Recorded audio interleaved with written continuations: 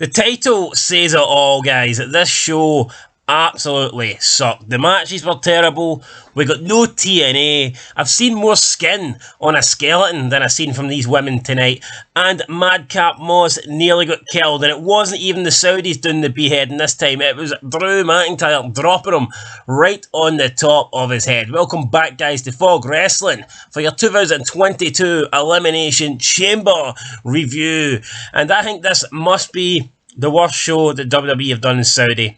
This was not a good show. Now, going in, there was some matches on the card that I was interested in. It wasn't the greatest card by any means. There was some matches that I thought were going to be good, and the matches that I was actually looking forward to, disappointed big time. Now, was there some good things on this show? Yes, there was a couple of good things on the show, but it's not enough. I mean, it's not enough. It doesn't matter if you could have a bowl of ice cream and find like £10 in the space of 3 hours. But if you're continually getting punched in the face for those 3 hours, does it make it a good 3 hours? No. No, it does not. And while there was a couple of things on the show that I thought were good, the majority of it was utter fucking trash. So let's get started. Let's go through this. We had the pre-show that I did not watch, Miz and Mysterio. Mysterio apparently cheated to defeat The Miz, and The Miz says he's going to call someone since he's like, Hollywood Miz. He's a famous megastar, even though no one outside of WWE really knows who he is. He's never been in a non-WWE movie. I mean, the guy's got as much name value as me in Hollywood, so I don't think The Miz is this big star, but he said he's going to call a big star to come in and help him at WrestleMania against the Mysterios. Apparently, it could be Logan Paul. I have no interest to see Logan Paul in a ring. I don't hate the Paul brothers like everyone else, but just does nothing for me. I'm not going to tune into WrestleMania because Logan Paul's on the show. Probably more likely to tune out of WrestleMania because Logan Paul's on the show, but here, I digress. We'll talk about that in all day. Logan Paul potentially going to WrestleMania. So we kick off the actual show with the Universal Championship match between the champion Roman Reigns and Goldberg as you want to call him. Now, WWE did a good job putting a 3-minute highlights package, a promo package for the start of this match. They did a good job of putting that together, considering the only thing these guys have got going is the fact that Goldberg came out and looked at Reigns and said, "You're next." That is it. That is all. That is the rivalry. That is the feud. That is everything that's happened up to this point. Goldberg's looked at Roman Reigns and said, "You're next." And somehow they made a 3-minute, it was pretty good. They made a 3-minute promo package out of that. The match itself wasn't good. Typical Goldberg match. It went about 6-7 minutes. Goldberg got beat up early on, hit a spear out of nowhere. Reigns kicked out, hit another spear, went for the jackhammer. It got countered. Reigns goes for a Superman punch, doesn't get the 3 count. Goldberg again goes for the jackhammer. Reigns counters it into the guillotine choke. Up next, we have Goldberg ramming Reigns into the corner to try and break the hold. Now, he's in the fucking corner. He's trying to break a submission. You're thinking, why not just grab the ropes? You absolute retard. Just grab the ropes, Goldberg, and you'll break the hold, because the ref has to break the hold. He has to break the submission if you grab the ropes, but he's not grabbing the ropes. He's just trying to bash him into the corner. Then eventually, after like the 4th or 5th attempt, Goldberg actually puts his hands on the ropes, and the referee says, well, Roman Reigns has got the guillotine choke on. The referee turns around and says, "Get off the ropes to Goldberg." What the fuck? You're supposed to break the hold, you stupid delusional fucking bastard, you zebra looking cunt. Why are you breaking the hold? He doesn't break the hold. Goldberg has to let go of the ropes, and Roman Reigns chokes him out in a very, very shit match, guys. This was not good. We can have Goldberg, we know we ain't going to get 20 minutes, but this is one of the worst Goldberg matches I think we've seen. We've seen Goldberg have good matches with Brock Lesnar. We've seen him have good matches with Bobby Lashley. This one wasn't good. Maybe they'll do a rematch sometime down the line, but for now, Roman Reigns retains, and it wasn't great. Up next, we have the Elimination Chamber women's match between Bianca Bellair, Liv Morgan, Doudrop, Rhea Ripley, Nikki Ash, and Alexa Bliss. There was 2 good things about this match. One, we actually got to see Liv Morgan come out in like a red latex kind of fucking jumpsuit or something like that, and she looked hot. And B, fucking Doudrop actually had to cover up for a change. We didn't get to see that big, fat, disgusting piece of shit waddle her way down to the ring where saggy fucking, you know, boob skin hanging all over the place, man. She's fat. As Scott Steiner would say, she is fat. And we didn't get to see it because she had to cover up here. The match itself, again, absolute shit. Alexa Bliss comes out last. And you think, and they did the exact same thing in the men's chamber. So the first 3 people come out and go into their pods. And then it was, I believe, Liv Morgan and Nikki Ash that came out. And then they start the match. But the 6th person to come out is Alexa Bliss. And she goes into her chamber. Why? It's always been the first 4 people that come out go into their chamber. Then the next 2 start the match. But tonight, Alexa Bliss came out last. And she was the last person to go into her chamber. And they did the same thing with Brock Lesnar. Why? There was no need for it. It was stupid. I mean, unless you think those 2 are the bigger draws and that they should come out last for the bigger pop. But it makes fucking zero sense, man. Absolute zero sense. So Alexa Bliss came out last. She sat in her chamber with a swing. As for the match, it was garbage. The steel elimination chamber barely got brought into play. I mean, can you even call it a steel chamber these days when there's so much padding about the ring? You've got the rubber mats on the floor. You've got the pods that are, honestly, I mean, what are they made of? Like plastic. You could see the pods, you could probably poke your finger through the plastic. That's how soft and flimsy these chambers are made of. Now, I'm not saying they were ever real glass, but back in the day in the first elimination chamber, these things were solid. You know, especially when Chris Jericho goes through it, man. These were solid. Like, I don't know, tempered glass or whatever they were. But they certainly weren't what they're using here in Saudi Arabia. Or what they've used since this new chamber came out. I would just do away with the chamber match. Like, what is the point? Like, what next? We're going to have a Hell in a Cell match where the steel links are, you know, filled with marshmallows so you don't hurt yourself? Come on. Like, what is the point? If I get it, taking moves in the chamber hurts, you know, it hurts, but what's the point of having it? You know, it's supposed to hurt. I mean, back in the day, it did hurt. That was the whole fucking point of the match.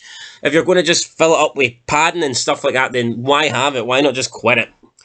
Anyway, during the match, Nikki Ash gets eliminated first by Rhea Ripley with a riptide. Then Rhea Ripley and Bianca Belair show off their strength by double suplexing Morgan and Alexa Bliss. Rhea Ripley hits, I believe... No, it was Liv Morgan hit a sunset flip on Doudrop, eliminated her.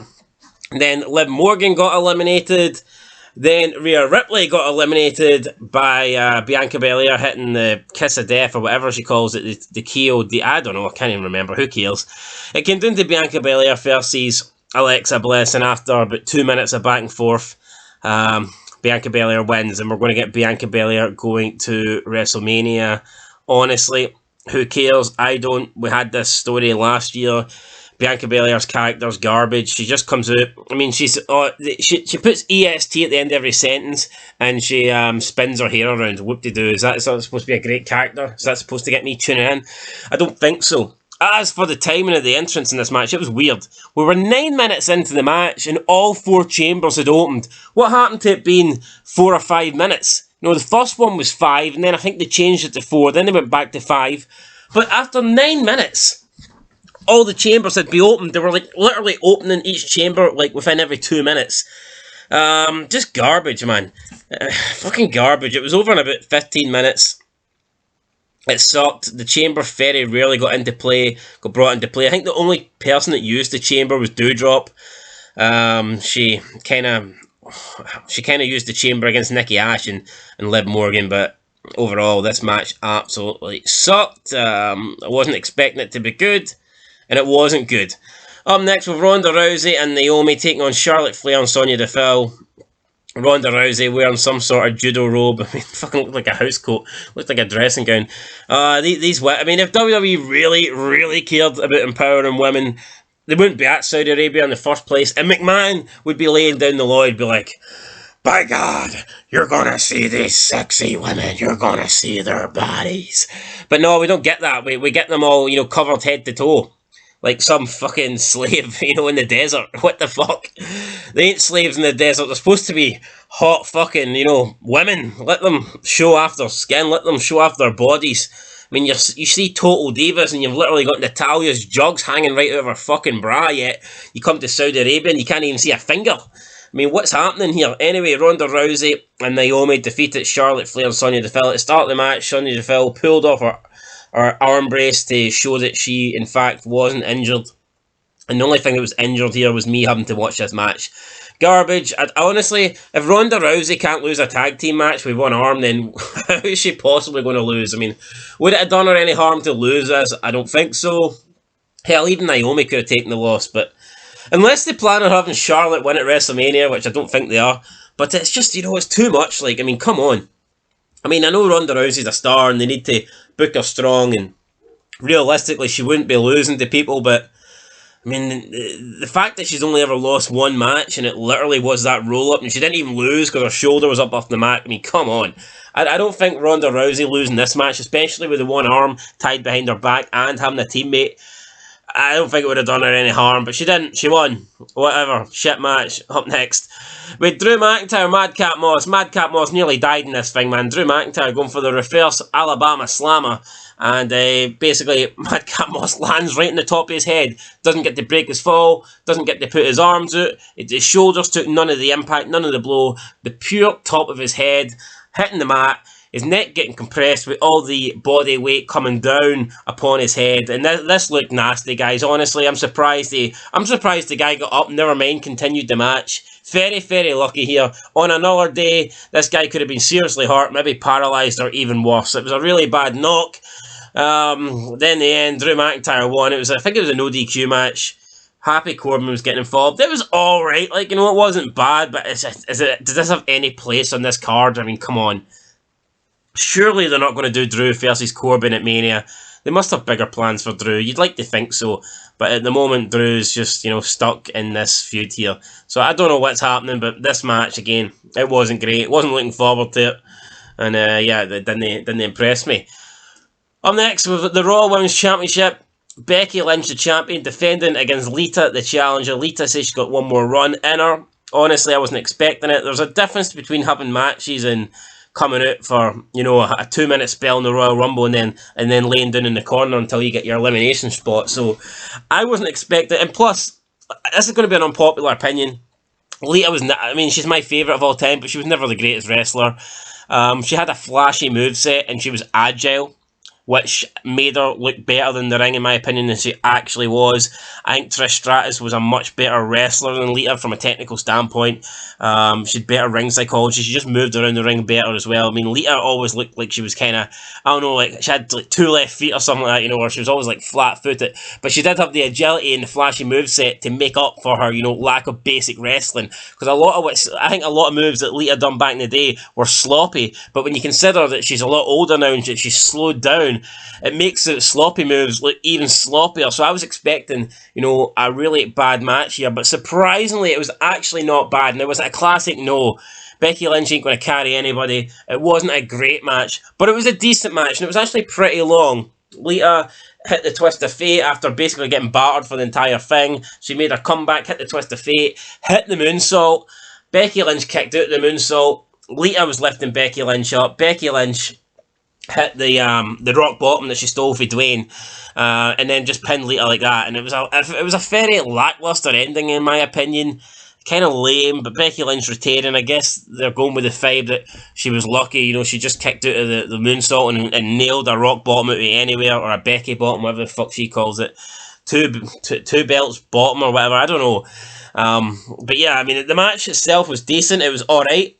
The ending I wasn't a big fan of. Becky Lynch walks away with her title. Lita, thanks the fans, whatever, applauds the fans. It was kind of weird. Initially, when she first came out, the pop wasn't there. And I know she's had a few things to say about Saudi Arabia in the past. So it could be down to that. But in the end, I mean, she did get a standing ovation, but when she first came out, I don't think the audience were too pleased, and don't think they were too impressed. But I mean, the Saudi audience are absolute marks, man. I think these guys still believe it's real. Even during the start, they're chanting for Daniel Bryan, and they're doing the yes thing, and it's like, come on, that's like 10 years old. Why are you still doing that shit?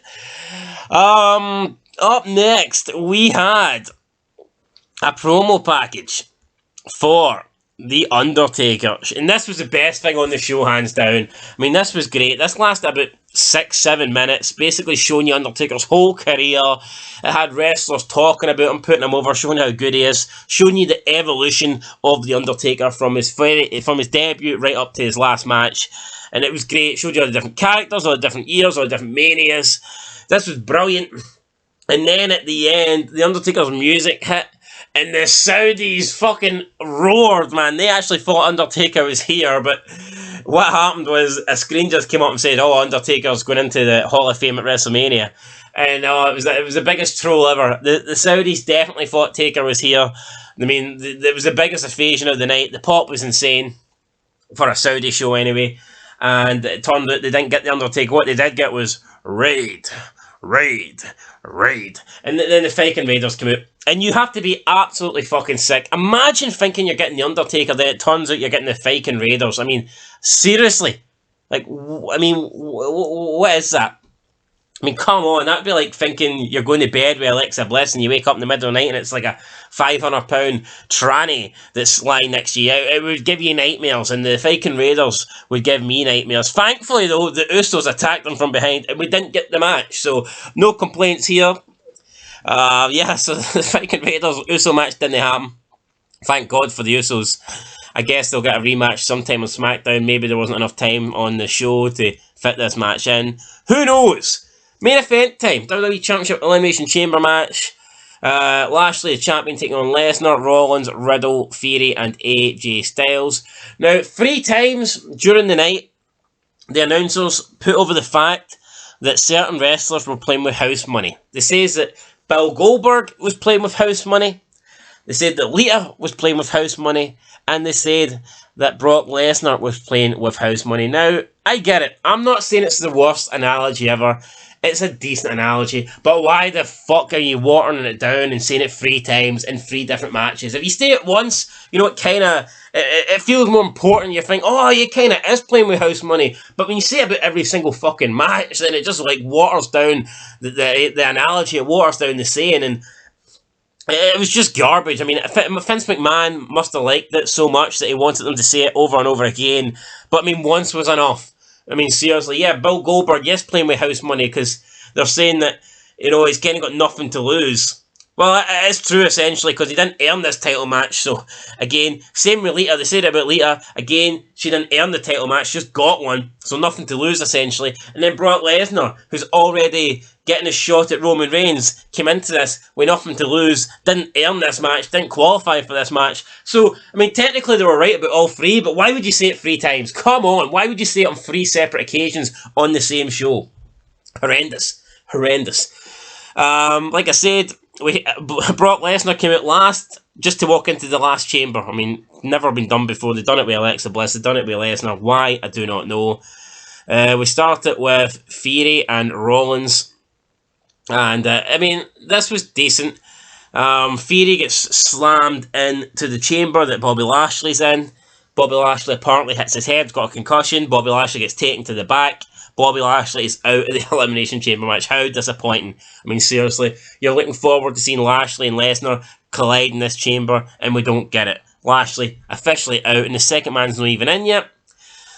Speaking of the second man, we then get, it was Riddle. No, wait, it was Styles. Styles came in next. I mean, they're hitting a bunch of moves. Or whatever, you know, it is what it is. Fast-paced action. Then Riddle comes in. You've got Riddle, Styles, Rollins, Theory, all in the ring. I mean, it was okay, but they're not really using the chamber. You could have had a fatal 4-way match here. The chamber honestly wasn't getting used. But I mean, it's 4 decent athletes in the ring. It's 4. I mean, even Theory. I mean, I'm not massive on the guy, but I think there's a bit of potential there. So they're competing. They're doing all this. And then the 5th entrant into the match, or the 3rd entrant, should I say, the 3rd chamber opening is supposed to be Bobby Lashley. He's no there. Brock Lesnar then looks at this and he's like, I'm not waiting another 4 minutes. Brock Lesnar kicks down his chamber, comes into the ring, clotheslines Austin Theory, clotheslines Seth Rollins, hits an F5 on Seth Rollins. Seth Rollins is done. Just like that. Seth Rollins beat Brock Lesnar literally in the match about 10 seconds and Seth Rollins is out. Riddle gets up. Brock Lesnar hits an F5 on Riddle, and Riddle's beat. So we've got within 10 seconds. There wasn't even enough time for them to announce it. There wasn't even enough time for them to announce that Rollins was eliminated before Riddle got pinned. So Lesnar's in about 20 seconds, and already we've got 2 people eliminated. Lashley didn't even enter the match. So straight away we're down to 3 people. 3 people. AJ Styles comes at Lesnar. He gets hit. He gets taken down with like a spine buster. F5. AJ is eliminated. Less than a minute in, and Brock Lesnar's eliminated AJ Styles, Riddle, and Rollins. Then it comes into Lesnar Theory. You're thinking Theory's got no chance. He runs around the ring a bit. Eventually, Lesnar catches him. You're thinking, oh no, Theory's absolutely battered. Theory hits a low blow out of nowhere. Then does his springboard dropkick thing. Gets a 1 count before Brock powers out. Obviously, hitting Brock in the nuts isn't a good thing because you're just going to piss him off. Brock's angry. Brock chases Theory around the chamber. Theory climbs on top of the pod. Brock Lesnar catches up. Theory was trying to climb outside the top of the chamber. Brock says no. Brock pulls him down. Brock on top of the chamber hits an F5 off the chamber onto the padded mat, which wasn't that impressive. They were marking out as if it was like epic, but it wasn't. Theory gets rolled into the ring, and Brock Lesnar puts the cover on him. Hooks a leg even though he didn't need to, and Brock Lesnar wins, and Brock Lesnar is your new WWE champion. A really poor match. I was looking forward to seeing Brock Lesnar in the chamber, and essentially we didn't get Brock Lesnar in the chamber. I was looking forward to seeing Brock Lesnar destroy people inside the chamber, use the chamber as a weapon. We didn't get that. It took Brock a minute. He hit, 1 spine buster, 3 F5s, and he eliminated Rollins, AJ, and Riddle. And then I did kind of like, I didn't mind the ending with Lesnar chasing Austin Theory around the chamber, but it came about 15 minutes too soon. We needed more from this match. We needed to see Brock Lesnar in here for about 10-15 minutes destroying people, and that's not what we got. We got a match that barely featured the chamber at all. And then as soon as Brock comes in, he just eliminates everybody, then has a 5-minute thing where he chases Theory around the ring. I didn't mind the ending with the whole Theory thing, and I don't expect Brock to get battered, but why not have Brock come out? Seriously, why not have Brock come out and he can start beating up the 4 of them? He's dominating, and then the 4 decide that they're going to work together. Why not do that? Seriously, why not do that? And the 4 of them are beating down Brock. To me that would have made more sense, and you could have got some offense in Brock. You could have used the chamber. You could have Brock throw people through the chamber pod, stuff like this. We didn't get that. Like I said, we essentially just got a normal Fatal 4-way match, and then Brock Lesnar came in and just eliminated everybody in record time. That is what we got. So yeah, really, really poor match. I didn't mind the ending. Like I say, is where Brock was chasing down Theory and all that stuff. That was no bad, but the match itself was not good. It was piss. It was piss poor, and the whole pay-per-view was piss poor, guys. And I think that's where this review is going to come to an end. Very disappointed. Normally the Saudi shows are good. This show was not good. I'm going to give it a 2 out of 10. And I feel that's me being generous. Lita Becky was better than I thought it would be. The WWE Chamber match was shit. It really was. I thought the ending was okay, but the Chamber match was shit. Goldberg Reigns was shit. The show was shit. That's it, guys. This show was shit. That's final. A 2 out of 10. And like I said, I feel like I'm being very generous. So that's it. Let me know what you think down below. Do you think this show was better than a 2 out of 10? Do you think it was a good show? Is it show of the year so far? Let us know, guys, in the comments down below. And yeah, we'll be back with more feds. Make sure to like, subscribe, comment, share this video. And until next time, peace.